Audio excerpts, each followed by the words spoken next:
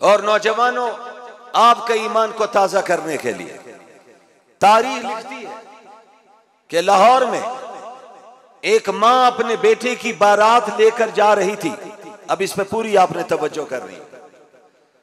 रास्ते में जुलूस था, खत्मे नबूवत जिंदाबाद के नारे लग रहे थे, गोलियां चल रही थी।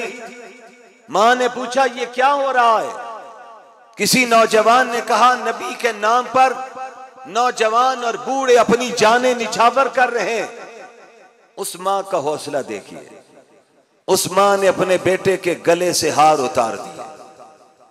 सेहरा बांधा हुआ था, सेहरा भी उतार दिया और कहा बेटा अब मैं तेरी बहू ले जाने, बहू लाने के लिए नहीं जाऊंगी। पहले मैदान में उतर, नबी की इज्जत के लिए आगे बढ़। अगर जान भी देनी पड़ी तो जान भी दे देना, परवाह न करना। और मां ने एक अजीब जुमला कहा जिसे आप जरा सीना थाम के सुनिएगा। मां ने कहा बेटा अगर गोली चली तो सीना तान के तूने गोली खानी है। मेरे नबी की इज्जत के लिए शहादत का जाम पीना है। और अगर तू जिंदा वापस आया तो मैं तेरे लिए बीवी घर लेकर आऊंगी। अगर तू शहीद हो गया तो तुझे मैं बता दूं मैं तेरा निकाह कल जन्नत में करवाऊंगी। उसने अगली अजीब बात और कही। उसने कहा बेटा तेरे निकाह में मैं अल्लाह के आखिरी नबी को भी बुलवाऊंगी। समझ आ रही मेरी बात? नौजवान बड़ा, गोलियां चल रही थी, सीने पे गोली लगी। मेरे बुजुर्ग बैठे हुए, इनमें से कई ने हजरत लाहौरी, हजरत अमीर शरीयत की जियारत की होगी। गोलियां चल रही थी, गोली लगी, नौजवान शहीद हुआ, डेड बॉडी घर पहुंची। मां ने आगे बढ़कर अपने बेटे को चूमा, उसकी लाश पे लिपट गई, लेकिन उसने आंसू नहीं बहाए। आने वाली खवातीन से कहा मेरे सामने तुमने रोना नहीं। मेरे लिए आज ये एजाज की बात है कि मेरा बेटा आखिरी नबी की इज्जत के लिए उसने अपनी जान को निछावर कर दिया है। ऐसी बहादुर माए मौजूद थी। उसने कफन दिया, दफनाया गया। फिर वही तहरीक आगे बढ़ी, सन 74 में पहुंची। उस तहरीक की क़यादत हजरत मौलाना मोहम्मद यूसुफ बिन नौरी रहमहुल्लाह, बिन नौरी टाउन वाले, वो फरमा रहे थे। जनरल सेक्रेटरी अल्लामा महमूद अहमद रिजवी थे। और पार्लियामेंट में, अब ये एक जवानों का सवाल का जवाब आज देना चाहता हूं, पार्लियामेंट में कौन थे? मुफक्कर इस्लाम हजरत मौलाना मुफ्ती महमूद, मुजाहिद मिल्लत मौलाना गुलाम गौस हजारवी, शेखुल हदीस हजरत मौलाना अब्दुल हक, हजरत मौलाना नेमतुल्लाह, मौलाना सदर शहीद। मेरे नौजवानों, कौन कौन वहां पर मौजूद है मैं तस्लीम करता हूं। दौर जुल्फकार अली भुट्टो का है। और कादियानियों की तरफ से मिर्जा नासिर असेंबली में गया, उसने कहा ये मौलवी हमें काफिर कहते हैं, हम पार्लियामेंट से फैसला करवाने के लिए आए हैं, पार्लियामेंट फैसला करे। और जुमला सुनना, कहावत मशहूर है ना कि गीदड़ की जब मौत आती है तो शहर की तरफ भागता है। इनकी मौत आ गई थी। ये जब पार्लियामेंट में पहुंचे तो उन्होंने कहा ये सेकुलर लॉबी बैठी हुई है, हम आसानी से अपना काम हल कर लेंगे। अटॉर्नी जनरल यहया बख्तियार थे। मिर्जा नासिर ने कहा मुझे आपसे बात करनी है। वजीर कानून अब्दुल हफीज पीरजादा थे। मैं तारीख का तालिब इल्म हूं। जब उसने कहा आपसे बात करनी तो अटॉर्नी जनरल ने कहा अगर आपने लॉर्ड मैकाले के कानून पर बात करनी, ताजीरात पाकिस्तान पर बात करनी, आईने पाकिस्तान पर बात करनी, तो वजीर कानून जवाब देगा। और अगर आपने दीन के हवाले से बात करनी, इस्लाम के हवाले से बात करनी, कुरान के हवाले से बात करनी, हदीस को खोलना है, सिहाय सित्ता को लेकर आना है, आइमा अरबा के फतावा को लाना है, उलमा के अकवाल को लेकर आना है, इनके फतावा को लेकर आना है, तो यहया बख्तियार जवाब नहीं दे सकता, अब्दुल हफीज पीरजादा जवाब नहीं दे सकता, जुल्फकार अली भुट्टो जवाब नहीं दे सकता।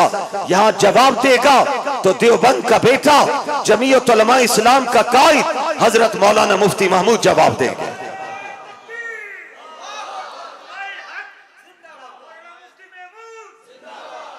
उनका मौलाना मुफ्ती महमूद जवाब। मैं आपसे पूछता हूं, अब बड़ी तसल्ली से मेरा सवाल चुनिए और जवाब दीजिए। अगर मुल्ला उस असेंबली में ना होते तो कादियानियों को जवाब कौन देता? बताइए ना। आप ही ने इन इलाकों से लोगों को भेजे थे। मौलाना हजारवी वफा से जीते थे। यही इलाका था। माशाअल्लाह देखें, क्योंकि बुजुर्गों ने वो दौर देखा, हमने नहीं देखा। सन 70 में हजरत वालिद माजिद भी तशरीफ लाए हुए, हजरत दरखास्ती भी तशरीफ लाए हुए। हजरत मोहतरम, ये मौलवी अगर असेंबली में ना होते तो मैं ये बात कहते हुए मुझे बाक नहीं कि अगर उनकी तरफ से अगर ताज़ीरात पाकिस्तान पे बात होती तो हमारा आलम दीन तो उसका शायद जवाब नहीं दे सकता है, क्योंकि हमने लॉर्ड मैकाले के कानून को पढ़ा ही नहीं, ताज़ीरात पाकिस्तान को नहीं पढ़ा, इसी तरह उन्होंने कुरान को नहीं पढ़ा, इसी तरह उन्होंने हदीस को नहीं पढ़ा। कितने दिन सवाल किए? 16 और 17 दिन मिर्जा नासर ने सवाल किए। जवाब कौन तैयार करते थे?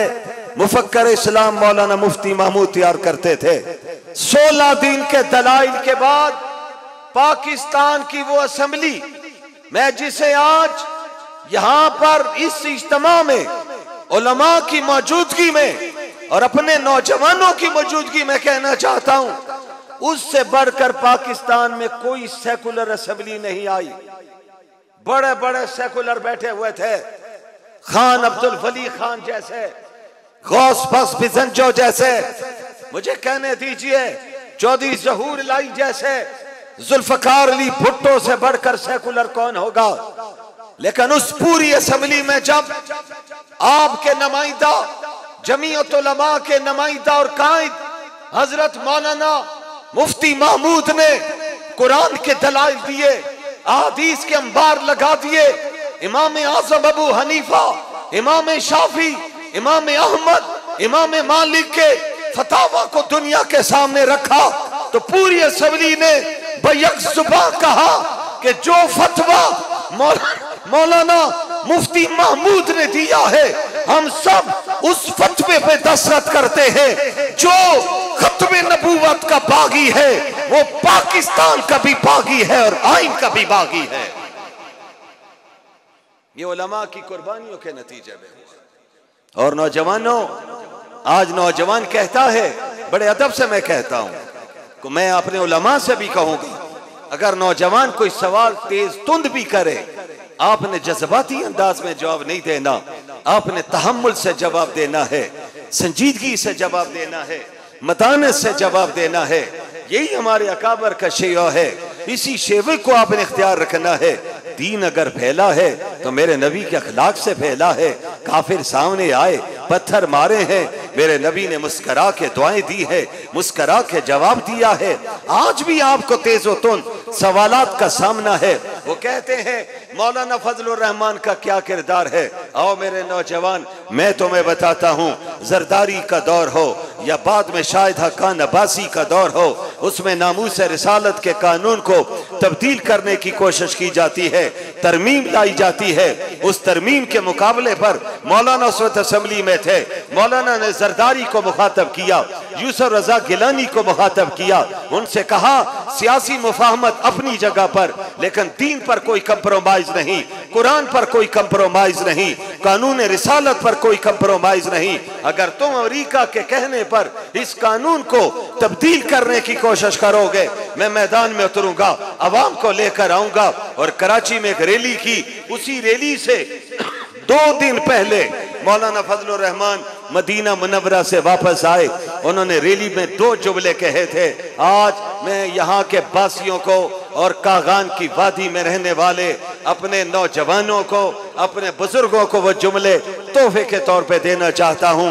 मौलाना ने फरमाया, अगर पाकिस्तान में अमेरिका के गुलामों ने, यूरोप के गुलामों ने, हनूद के गुलामों ने, यहूद के गुलामों ने अमेरिका और यहूद से वफा की कसम उठाई है, तो रब्बे काबा की कसम 2 रात पहले मैंने मदीना मुनव्वरा में नबी के रोजे के सामने खड़े होकर भी कसम उठाई है, नबी को गवाह बनाया है। आका अगर खत्म नबूवत के लिए, नामूस रिसालत के लिए जान की बाजी भी लगानी पड़ी तो हम इंशाअल्लाह खत्म नबूवत के लिए खून की नदियां बहा देंगे। आप भी इसके लिए तैयार हैं इंशाअल्लाह? कोई माई का लाल इस कानून को बदल नहीं सकता है। सुनो भाइयों, लाहौर में रैली हुई, दूसरी रैली के खत्म होते ही हुकूमत ने ऐलान किया कि हम तरमीम की करारदाद को वापस ले रहे हैं। ये किसकी कुर्बानी के नतीजे में हुआ? उलमा की कुर्बानी के नतीजे में। अल्लाह ने आपको फतह अता फरमाई। आगे बढ़ रहे हैं इंशाअल्लाह, इस मैदान में खड़े रहेंगे, बड़ी जुर्रत से खड़े रहेंगे। हमने अमेरिका के गुलामों को चैलेंज किया है, यहूद हनूद के गुलामों को चैलेंज किया है। इस मैदान में इंशाअल्लाह अज़ीज़ आगे भी चैलेंज करते रहेंगे।